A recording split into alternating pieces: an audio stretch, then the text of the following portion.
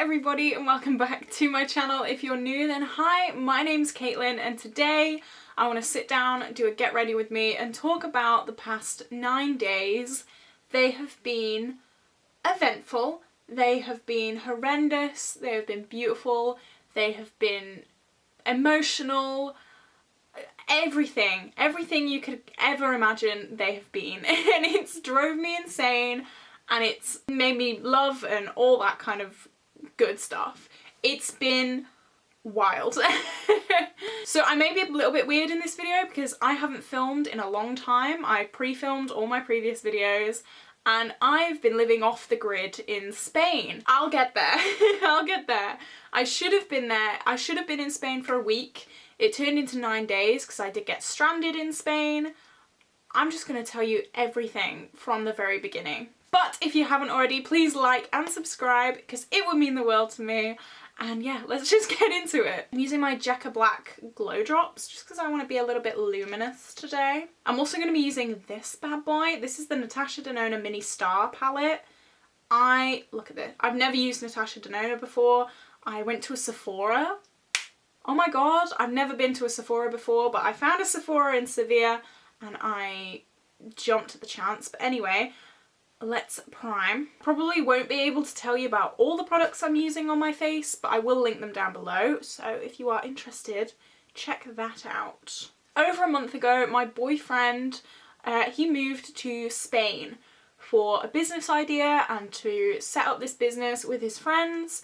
And he bought this, well, he didn't, the company bought a massive plot of land in the middle of absolutely nowhere, miles away from any kind of like civilization. I think the nearest town was a tiny town miles away.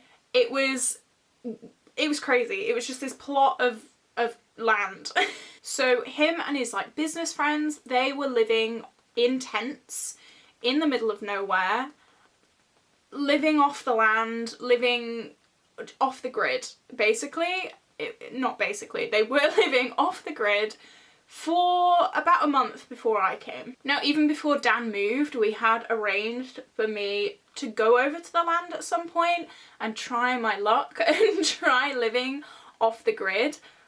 I didn't really know anything about living off the grid before I went. It was a whole new experience. To be honest, the only reason I went was like to spend time with my boyfriend. I didn't really care about living off grid. As long as I could see him and spend time with him, then that was why I was going and that was good enough for me. So I booked my flights. I was due to leave on the 10th of September and I was due to come back on the 17th. So it was a week away with my boyfriend living off the land and I was so excited. Jetting off, no issue. No issue. I jumped on the plane. It was the first time I'd ever flown on my own, so I was very nervous about that, but honestly, flying out, no issue whatsoever. Same cannot be said for coming back, but I will get there. So yeah, I jetted off. I met Dan at the airport in the other side in Seville, or Sevilla, or whatever you want to call it. I'll probably flip-flop between the two names because honestly, you know what I'm talking about. Seville, Sevilla, same place. Went from Manchester to Sevilla and met Dan. It was very emotional. It really was. Like, even though I had only like been away from him for a month, it was still like, I don't know, it was still emotional and I'd missed him a lot. So, you know, a few teary eyes, but I was with him and yeah, we had a lift back to the land, which was about an hour and a bit away from Seville. So we had quite a long journey back. And by the time we got back, it was pitch black, so I couldn't see anything. I didn't really know where I was. I really didn't know where I was, in the middle of nowhere with my boyfriend. And we just got in the tent and we went to sleep. Not a lot I could say about the first night. The stars on the land were, oh my god, because there was no light pollution, nothing like that. It was the most beautiful sight I'd ever seen in my life. So like you could see the Milky Way, you could see the actual like different hues of blue in the Milky Way. It was absolutely stunning. So if you're ever going out in the middle of nowhere in Spain, go stargazing. That's all I can say. So the morning comes around and I do actually have a picture of the view from the tent. So this is what the view from the tent looks like. It, as you can see, middle of nowhere. Absolutely nothing around. It was just fields, trees, tents and farms. And it was only me and Dan on the land, actually. Like, the other guys who were living on the land had all kind of gone off for the time that we were there. But yeah, so yeah, it was only me and Dan on the land. But there were animals as well. There was Luna, who was a massive dog. She was like a horse. And there was Nala, a little cat. Beautiful. And Tula, she was a cat as well. So cute. So we had friends in the form of animals. But other than that, nothing. Nothing for miles. And it was the most freeing experience ever. Because obviously I had no Wi-Fi. I couldn't connect to Instagram or YouTube. I couldn't do any of that. No Facebook, no nothing. No social media. And honestly, it was amazing. I don't know, I feel like I always got so caught up on numbers every day. Like, I'd check my YouTube and be like, how many subscribers do I have? But like, I couldn't do that there. And for a while, it was just me and my boyfriend and the land and the animals and going for walks and seeing the sights of the land. It was so beautiful. There obviously were some challenges. The toilet was non-existent. It was squat wherever you wanted to go. So that was... Actually, to be honest, that wasn't too bad because, as I said, it was just me and my boyfriend, so like, whatever. If there were more people around, then I'd be like, ooh. But no, it was just me and Dan, and yeah, the toilet situation wasn't too bad. The shower was the most challenging thing for me. I felt really bad. He's probably watching this, so if you are watching this, babe, I know you're so proud of your shower invention. Ooh, it just wasn't for me. He, bless him, he put a watering can, like hung it on a tree, and that was the shower. It was freezing. It was so cold. It was so cold. But, you know, you gotta do what you gotta do when you're in the wild, you know? Even washing up, there was no running water, there was no electricity, there was no nothing. Washing up was a pain in my ass because you had to get like this 8-litre bottle of water and like balance it and scrub the dishes, and oh my god, just, it was wild. The food though, the food was another thing I was kind of worried about because I'm not a picky eater, but I do have an eating disorder, so it's like hard for me to find things to eat. But it was all like fresh ingredients, freshly made things, because obviously there's no Mackey's around the corner. I think the nearest Mackey's was probably like, God, I don't even know, probably about 20 miles away, something like that. Like, you couldn't just go and get a Mackey's. So it was all fresh ingredients, freshly made things on this little hob in this caravan powered by solar. Like, that was the only power that we had in this tiny little caravan. And oh, it was so good though. All the food that Dan made, because I don't cook. I can't cook. You don't want to see me cook, but all the food that Dan made was so delicious. It was so nice. We did go out to eat once in the tiny little village, like 5 kilometers away. I think that was the nearest tiny village that there was. I also, when I was out there, I saw a comet, which was absolutely mad. Like, oh my god, it was the most brightest comet I've ever seen in my life. Well, I've never seen a comet before, so there you go. But honestly, I was there, I was stargazing, my knees were like up. I was on my back, but my knees were like up. And what I originally thought it was, I thought Dan was coming with his torch. It was honestly that bright. So I could see like torch movement behind my knees. So I kind of looked up and there was just this comet flying, and it was the brightest, most beautiful thing I've ever seen in my life. It was just absolutely breathtaking, and wow. Honestly, just wow. So for what should have been my last night, we decided that we were going to book a hotel room in Seville because I was flying out from Seville airport, and you know, it's just easier to be in Seville and just get the flight there instead of having like a 2-hour journey. That's what we thought. That was our plan was. So we booked this hotel room, and honestly, when you've gone without a toilet for about 5 days, a hotel room is like luxury. A hotel room is like a palace. It is so mental. Like, we walked in and I was like, oh my god, there's a bed. Oh my god, there's a toilet. Oh my god, there's a shower. Oh my god, there's a pool. There was, wow, wow, wow. And it's not like this luxury hotel that we were in. It was like a nice hotel, but it was luxury to me. I'd only been off the grid for like a few days, but this hotel room was the most beautiful thing I've ever seen in my life. Oh, also when we were there, we saw the brightest rainbow, because obviously there's no pollution around there, so all of the like all of nature is like at its finest, and it was just, oh my god, it was the most beautiful thing I've ever seen in my life. So yeah, the day of my flight back, you may be thinking, wow, this sounds actually really beautiful so far. I don't know why you're complaining. Like, why were you saying that it was stressful and that it was horrendous? Just wait. Just you wait. Before we do that, I'm going to do my eyebrows off camera. I'm actually going to use my Natasha Denona palette. I'm going to use this shade and see if it works in my brows. You never know. So I'll be back looking a little more human. 1 minute. That shade works quite nicely in my brows, actually. I'm very happy with that. Brows are done. I'm looking a little less 2D. So before I do start, I'm going to use my Natasha Denona Mini Star palette. It's so beautiful. Oh my god, I've never used this before. This is the first time I'm using it. I did set my lids with my Project Pan setting shade. You know the one. Okay, I'm very, very excited. I'm going to try and talk while I do this, but I may squeal a bit because it's just so beautiful. I've had my eye on this palette for so long, but let's just dive into it. Okay, so the day of the 17th comes around, and me and Dan were both very sad. We're a bit emotional because obviously I'm leaving. I don't know when I'm going to see him again. He's staying in Spain and I'm going back to the UK.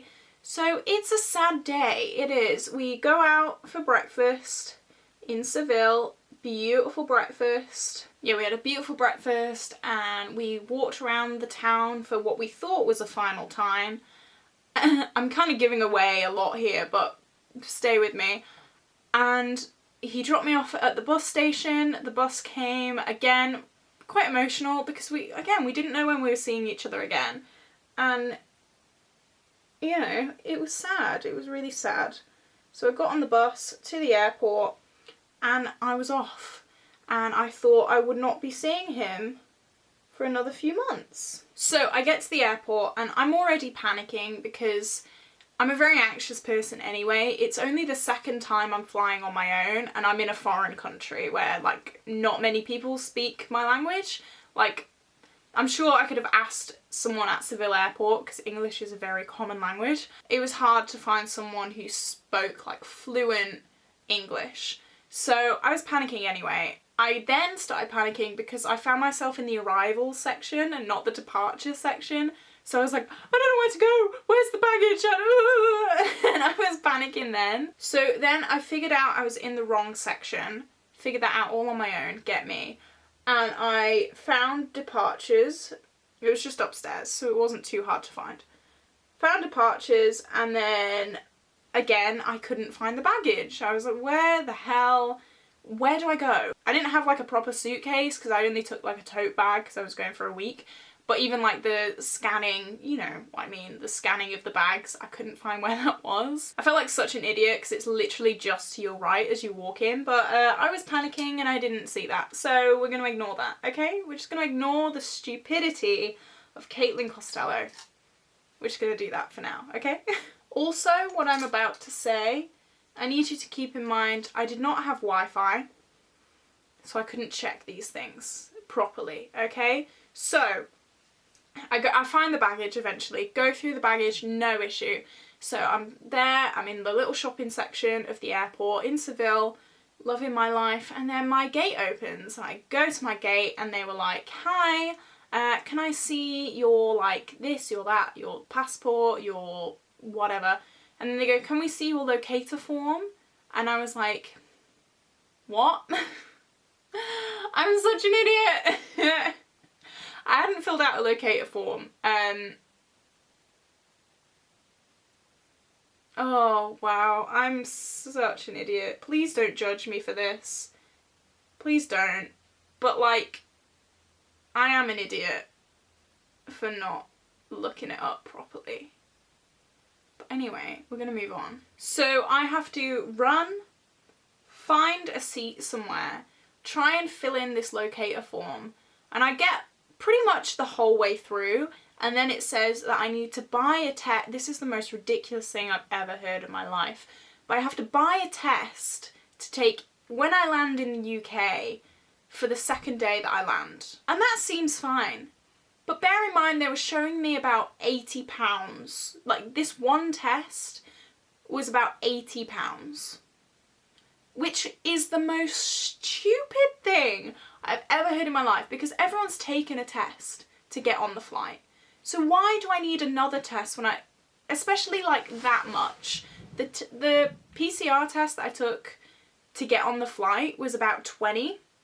So why is this other test about like 80? I don't understand. So I was panicking, and then they come over to me and they go, "Hi, we're having to close the gate now." And I said, "Oh." I said, "So I can't fly today?"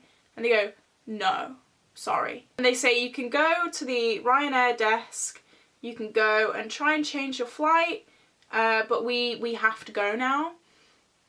Sorry." Which, I mean, I'm not blaming them for, but it was just so frustrating.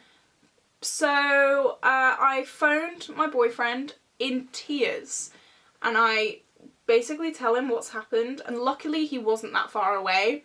So he came over, I was there at the airport crying my little heart out, and he came and picked me up, and we went to a little cafe, and we basically tried to sort it out. So luckily we found another flight, that was going for £10, which, thank God, like, oh my God, because obviously I just lost all my money on that flight. So we found a flight that was £10 going from Seville to Manchester, which was my original flight. So we booked that, and actually Dan booked a flight as well. So I got my boy back. I got my boy back, which was great.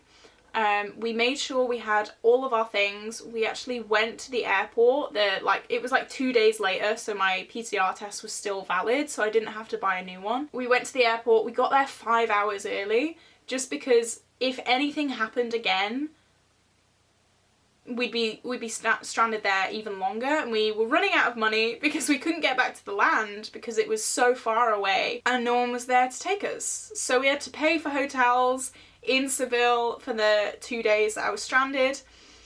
It was just a mess. Honestly, it was such a mess. We made quadruply sure that we had done everything right. They could not turn us away. But even still, we got there very, very early. So by the time we got through baggage and we'd sorted all of our paperwork out, it was like 4 hours till the flight. So we just sat in Burger King, and Dan taught me how to play poker. And we played with our like leftover euros, which in total would have been about 10 euros. So like but it was his euros anyway, so whatever. I learned how to play poker in that time, and the gates opened about an hour before they closed. So I said to Dan, we need to be like the first in that queue, because if they have anything to turn us around for, we need to get it sorted, and we need to have time to get it sorted, because I'm not being stranded here again. So we got through, everything was fine, thank God. We got through the gate, and then our flight was delayed. So we had to wait there another hour, just sat by the gate for an hour, just waiting there for ages. And finally, we got on our flight, and we came home. Honestly, normally I'm the person with holidays, I want to stay on holiday forever. But yeah, I just wanted to come home. Honestly, I'd had enough at that point, truly. Okay, I just put the blue on my eye. I'm not sure if I like it. No, I don't think I do. Oh, that's a shame, because that's the only reason I bought this palette. Because I love blues. This isn't the one for me, I don't think. Everyone always raves about Natasha Denona, and if this is her quality, I don't really understand it, because I found this quite hard to blend. I found the mattes quite hard to blend. And this blue, I'm sure if I layered it on top of like a bright blue, it would come out more blue. But I don't really understand the hype, if this is anything to go off. It just looks kind of murky and like, I don't know. It doesn't look great. I don't think it does look great anyway. Oh, that's sad, because I was really looking forward to that. Damn. I'll obviously try it out more, but first impressions is like, it's nothing special, really. I'll probably try and do a look, even in the monitor, I look just dirty. I don't know. I'll try and do a look without the blue, but if you know me and if you've watched my channel, you'll know that the blue is why I bought the palette. I'm just going to use my highlighter that I used and put this in the inner corner, because even the inner corner shade wasn't that great. See, I just put a Revolution highlighter on in my inner corner, and it just made it look so much better. I'm gonna find another blue to put on my lid, because I don't like this look at all, really. Oh, that's really disappointing. It just looks dirty and like, oh, I don't know. I'm gonna find a new blue and I'll be back. Okay, I brought my W7 Diamond Dazzler. This is in the shade Discoteque. I swear, if this works better than a Natasha Denona shade, there's gonna be trouble. Yeah, this works so much better. It's not blue on the eye, it is more yellow.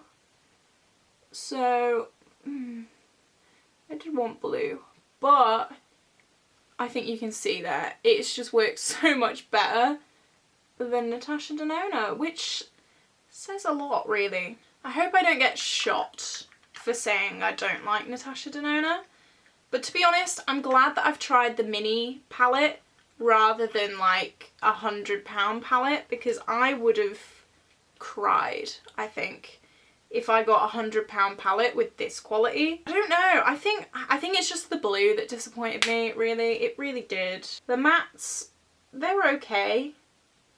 They're not like special. Right, I've just spent quite a while trying to, I've spent quite a while trying to blend it. It's not blending. Oh, I'm really disappointed. That's really sad. Maybe like the blue part of my highlighter. I really want the blue. That's why I bought the palette, for the blue. The blue's not good. Is that a little bit better? Oh, I mean, it's more blue. No, it just looks a bit over packed on my lid. Oh, I don't like this. Right, I'm just going to leave it there, because otherwise it's going to get out of hand. Right, have I been out centre for all this time? Anyway, I'm going to leave it there, otherwise it just won't, it's not going to fix itself. I need to stop kidding myself. Wow, that's so disappointing. Anyway, I'm going to go off, I think, do my liner, lashes, lips, all that stuff, and I'll be back. I need some time, because what I thought would be my new love has just betrayed me. Wow. Anyway, see you in a bit. Right, I'm back. I feel like if I say I don't like Natasha Denona, I'm going to get an assassin brought upon me by one of the stans and you'll never hear from me again. But don't tell them that. Don't tell them that. If you are a Natasha Denona stan, yeah, I love her. I love it. She's great. She's great. I think, okay, I'm going to use this palette again. Maybe tomorrow. Maybe play around with it. But I think what I'm going to do is I'm going to put a blue eyeshadow on and then put this guy on. So maybe it like pulls more blue. I feel like, I don't know why I keep saying, like, I don't know why I keep putting my faith in these like blue to brown shades, because I don't know, I just feel like I wanted this to be something it wasn't. I really did. I wanted this to be like more of a blue and then have a brown, but they always just have like brown and then it looks kind of a little bit greeny, bluey, grungy, murky blue instead of the blue which is in this palette. I want this blue on my eyes with a little hint of brown instead of what I just said, which was like brown, blue. Like, I don't want that. I don't want that. And I thought with this I would get it, but I did not. So yeah, as I said, I will try it with a blue base. I hope that works. I really want to love this palette. I really do. Because it looks beautiful and it's Natasha Denona. I want to be able to understand the hype with her, but I don't as of right now. I'm very glad I only bought this and I didn't buy one of the midi palettes. I would never buy one of the full-size palettes anyway, but I'm very glad that I only bought this. Oh, you know when you buy something that you've been wanting for so long and it's just not what you thought it was? Oh well. Oh well. It's weird seeing myself with makeup because, I mean, I've been living off the grid for a while. Like 6 days. But it's weird. I haven't had makeup on. I haven't even seen myself properly in a long time. So it's a bit strange. Anyway, I'm going to pop off. Please don't leave hate comments about how much you love Natasha Denona. I'm sure she's a great person. I'm not offending her personally. I just don't like her eyeshadow formula as of now. This is a first impression. Chill your beans. Before I go, please remember to like and subscribe if you enjoyed this video. And I will see you in the next video. Bye guys!